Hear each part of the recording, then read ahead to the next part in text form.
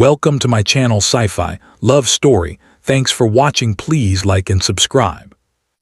The first thing everyone noticed was that Elias Ward always left the room. It did not matter where he was. A shared dining hall, a research briefing, a quiet observation deck with stars spilling across the glass like silver fire. If Commander Sarath Kal entered, Elias would finish what he was doing, gather his things, and leave with calm, polite efficiency. He never rushed. He never showed fear. He never looked back. And that was what made it disturbing. The Varkal were not a species that went unnoticed. They were tall, broad, armored by natural ridges of dark crimson skin, with eyes that reflected light like polished metal. On most stations, a Varkal commander bent the emotional gravity of the room simply by existing inside it. Sarath Kal did more than that. She had led boarding actions, broken sieges, ended wars through sheer presence alone. Her kind believed authority was proven through dominance, and dominance was proven through action. To hesitate was weakness. To avoid was an insult. Yet this human avoided her. Elias Ward was not important in the way commanders were important. He held no weapon, issued no orders. He was a human cultural analyst, assigned to the Helios Deep Space Research Station to study cooperation between species that barely trusted each other enough to share air. He was unremarkable at first glance. Average height, plain uniform, calm voice, the sort of human who blended into the background. Except he did not blend when Sarath entered. He vanished. 3 months passed, then 4. Whispers began. "He fears her," said one technician. "Humans are emotionally fragile," said another species with soft voices and too many eyes. "Strong presence overwhelms them." "He hates Varkal," someone suggested quietly. Sarath listened. She observed. She did not act. At first. But avoidance was not fear. She had broken fear in others. She knew what it smelled like. Elias Ward showed none of it. He spoke easily with other Varkal. He debated officers. He disagreed respectfully. He showed no signs of prejudice. Only with her. That made it personal. The confrontation happened in the observation ring, where the station curved into transparent silence, and the stars looked close enough to touch. Elias was alone, reviewing data, when the room's gravity shifted. He felt her before he saw her. The door hissed open behind him. He closed his tablet, stood, turned slightly toward the exit. "Human," Sarath said. He stopped.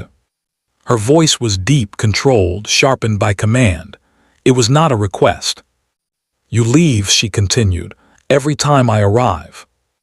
Elias faced her slowly. He did not bow. He did not challenge her. "Yes, Commander." The answer was calm. It made her claws curl. "Explain." Around them, stars burned in silence. Elias considered his words with care. Humans were known for many things. Impulse was one of them. Elias Ward was not that kind of human. "I did not intend disrespect," he said, "nor disruption to station harmony." "That is not an explanation." Her eyes locked onto his. Varkal eyes were meant to dominate prey. Elias did not look away. "Why do you avoid me?" she demanded. Silence stretched. The station hummed. Finally, Elias spoke. "Because remaining near you is difficult." Sarath tilted her head. "Difficult how?" "Not because I fear you," he said. "Not because I resent you, and not because I judge your species." "Then speak plainly." Elias drew a slow breath. "Because being near you causes feelings I do not have the right to act upon." The words landed harder than any insult. Sarath froze. Varkal culture did not understand restraint in this way. Desire was acknowledged, claimed, tested through conflict or intimacy. Avoidance was weakness. "You feel desire," she said flatly. Yes, Elias answered, among other things. Her gaze sharpened, and you flee instead of claiming it. No. He lifted his eyes fully to her. I choose not to claim. The observation ring felt smaller. Explain, she said again, but her voice had changed. Desire does not grant ownership, Elias said, and authority does not grant permission. I know your position. I know mine. I know our species' differences. Acting on my feelings would risk making you uncomfortable or placing pressure where none was invited. Sareth stared at him, as if he had spoken in a foreign language. You deny yourself, she said slowly, to protect my autonomy. Yes. Even though I have given no command. Yes. Even though I have shown no rejection. Yes. Her claws flexed again, uncertain. This makes no sense, she said. Elias nodded. It does to us. The Varkal commander took a step closer. She towered over him, her presence enough to silence rooms. On my world, she said, strength is proven by action. Desire untested is dishonesty. On mine, Elias replied, strength is proven by restraint. Desire uninvited is violence. The word struck something deep and unfamiliar. Sareth stepped back. She did not speak again. Elias bowed his head slightly, respectful, not submissive. I regret any discomfort my avoidance caused, he said. That was not my intent. He turned and left. This time, Sareth did not stop him. For the first time in her life, a human had walked away from her not out of fear, but out of care. And she did not know what to do with that. After that night, Sareth began watching him. Not openly, not as a commander would observe a subordinate. She watched as a warrior studies an unfamiliar weapon. Elias Ward treated everyone the same. He listened more than he spoke. When he disagreed, he did so gently, without asserting dominance. When others grew emotional, he remained calm. When power dynamics shifted, he adjusted without exploiting them. He never flirted. He never used charm. He never pressed. Sareth realized something unsettling. His restraint was not weakness. It was effort. Humans, she learned, felt deeply. Their emotional spectrum was violent in its intensity, yet Elias controlled it like a contained star. The station assigned them to a joint project weeks later, a cross-species conflict simulation, requiring both human psychology and Varkal strategic doctrine. They sat across from each other in a quiet briefing room. Professional, distant. Observers noticed the tension immediately. You work like diplomats avoiding war, one researcher joked, not collaborators. Neither Elias nor Sareth replied. Over days, then weeks, something shifted. They spoke more. Not about desire. About war. About leadership. About why humans placed laws above instinct. About why Varkal believed domination created order. Elias never crossed a line. Sareth noticed that too. One cycle, she confronted him again. You still feel it, she said. Yes, Elias answered honestly. And yet you remain. Yes. Why? Because avoiding you forever would be dishonest, he said, and because respect should not require disappearance. She studied him for a long time. In my culture, she said slowly, you would be considered dangerous. Elias gave a small smile. In ours too. That night, alone in the observation ring, Sareth realized something that unsettled her more than any enemy fleet. A species that could feel desire and still refuse to dominate was not weak. It was terrifyingly strong. And she was no longer sure who held the greater power between them. Days turned into cycles.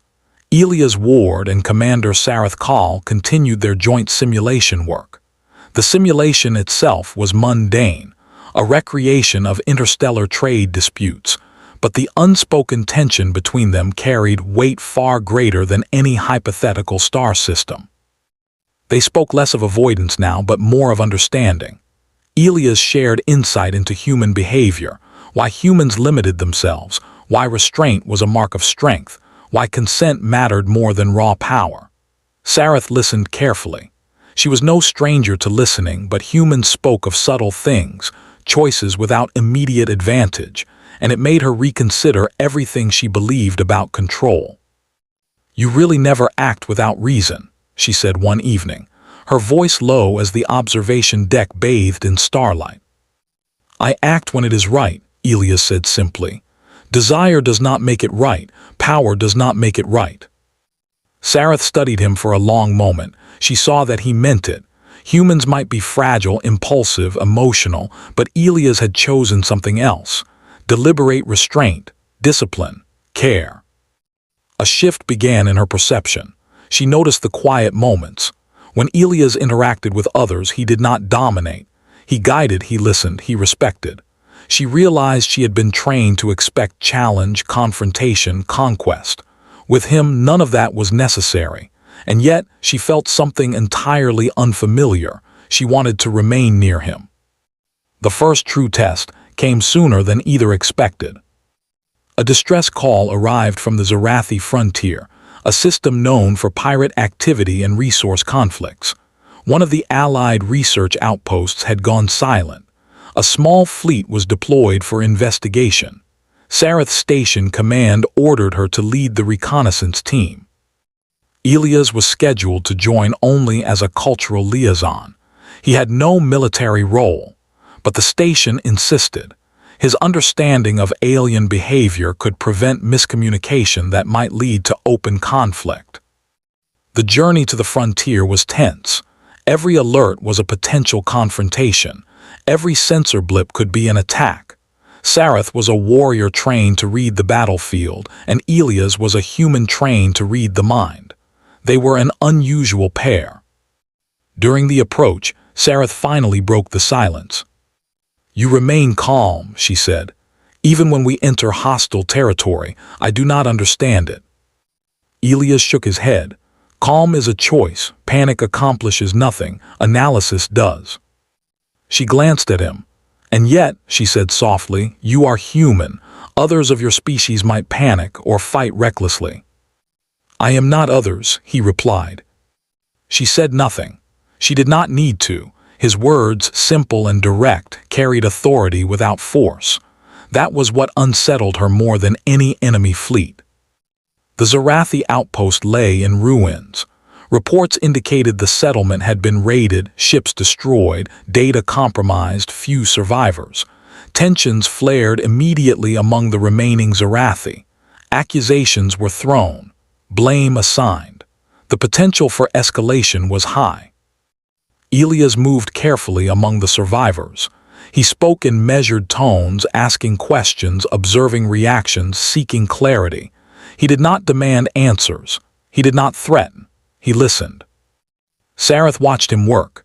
Her species taught that power was expressed physically through dominance, threat, or show of strength. Elia's approach was different, yet it worked. Conflicts de-escalated. Tensions cooled. Survival and cooperation became the focus, not blame or punishment. She had never respected anyone so quickly. That night, as they anchored near the outpost debris, Sareth approached Elias on the observation deck. The stars outside were dimmer here, smudged by distant nebulae, but the silence was the same. "You could have demanded," she said quietly. "Your species could have threatened. You could have imposed order." Elias shook his head. "Order without consent is fragile. It breaks easily. Respect builds strength that lasts." Sareth's voice lowered further. "And you chose to remain human, to remain restrained, even with me near." He looked at her, always. She hesitated. She wanted to ask more, but the words felt dangerous. Her species had a word for this feeling: curiosity, fascination, desire. She was aware of the risk in staying close, of the danger in letting a human affect her mind. Yet she could not leave. She realized with something like shock that she had grown dependent on his presence, not in weakness but in clarity. He grounded her, not because he commanded, not because he demanded, but because he chose to respect her autonomy. Over the following cycles, the frontier mission continued. Threats emerged. Small pirate ships attempted harassment, but Sareth and her fleet responded with precision. Elias continued to act as liaison, preventing misunderstandings that could have escalated into battle. Then a major event occurred. A rogue fleet of Zarathi mercenaries approached, claiming ownership over the system. They were armed, aggressive, and outnumbered the station's small defensive contingent. Sareth prepared for combat, issuing orders with practiced efficiency. Sensors scanned for weaknesses, ships moved into position, and yet Elias stepped beside her. "Let me speak first," he said. She stared, "You to them." "Yes, I have no fleet, I have no weapons, I have words and knowledge of their culture. I can prevent unnecessary bloodshed." Sareth hesitated, then she nodded. "Very well, speak. I will intervene if required." Elias boarded the communication channel. His voice was calm, steady. He addressed the mercenary fleet in their own tongue, quoting historical treaties, cultural norms, and expectations of honor. He highlighted the futility of escalation and the benefits of cooperation. Hours passed. The standoff ended without a shot fired. The mercenary fleet withdrew. The system remained secure. Sareth looked at him with something close to awe. Humans were fragile, impulsive, emotional, and yet in this human she saw power beyond her understanding. A quiet, terrifying power, the ability to choose restraint, to wield morality like a weapon sharper than any sword. When the mission concluded, the station returned to its orbit at Helios. Reports praised Sareth's leadership and Elias' cultural expertise. But something deeper had changed. They spent a long night in the observation ring, not speaking of events, but of humanity and Varkal. "You never acted to claim," Sareth said quietly. "No," Elias replied. "And yet," she said slowly, "I feel as though you have conquered something anyway." He considered the words. "Respect can be a kind of power," he said, "one that does not hurt others." Sareth remained silent, staring at the stars. Finally, she said, "You are not like anyone I have met. Your species, your restraint, it terrifies me, and yet I admire it." Elias did not smile. He did not reach for her. He merely said, "That is all I intend." And that was enough. Weeks later, the station announced rotation changes. Sareth would return to her fleet command. Elias was scheduled for reassignment to Earth for research. They would not see each other again in person for years. The farewell was quiet. Observation ring, stars outside, words were not needed. Sareth spoke first. "I will miss this." "This?" Elias asked. "This," she said, gesturing vaguely. "The presence of someone who does not take, who respects, who chooses, who challenges me without demanding anything in return." Elias nodded. "I will miss it too, but we do not need to own presence to be affected by it. Your strength does not diminish because I leave, neither does mine because you remain." She considered him. She had faced countless adversaries, wars, betrayals, and conquerors. She had never faced anything like this human. His restraint, his honor, his choice not to dominate had left a mark she could not erase. "You taught me something," she admitted softly. "That power does not require taking. That desire does not require action. That respect can be stronger than fear or command." Elias inclined his head. "And you taught me," he said, "that even beings with unmatched strength can learn to recognize the power of restraint. That trust is not weakness." They shared a long silence. No words could capture the weight of what had passed. Finally, Sareth stepped back. "Go," she said. "Do not look back, do not regret. Remember only what was right, not what was easy." Elias left. The stars outside the observation deck burned silently, and in those stars, Sareth understood something profound. Humanity had not conquered the galaxy by taking what it wanted. Humanity had conquered it by knowing when not to. Years later, reports circulated through academic and diplomatic circles. Humans were no longer seen as reckless, fragile, or easily manipulated. Instead, they were respected for self-restraint, honor, and moral discipline. And somewhere among the stars, Sareth Kal would occasionally receive messages from Elia's ward, not of desire, not of possession, not of claim, only shared respect, shared observation, shared understanding. A species that could feel deeply, care without claiming, and act without hurting others had built bridges that weapons never could. And in that, both human and Varkal discovered a new kind of power, the power of choice. The end.